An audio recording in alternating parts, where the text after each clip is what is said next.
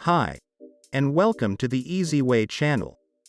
In today's video I will show you how to find your Wi-Fi password, or network key, from the Wi-Fi you are currently connected, on Windows 11 computer. Before we start, support me with one like, and I will be right back.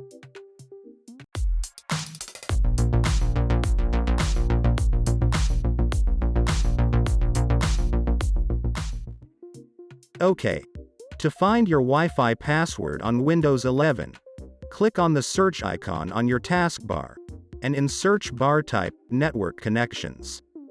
Now click up here, on View Network Connections. Right-click on your Wi-Fi network adapter, and select Status. This window will open. And here click on Wireless Properties.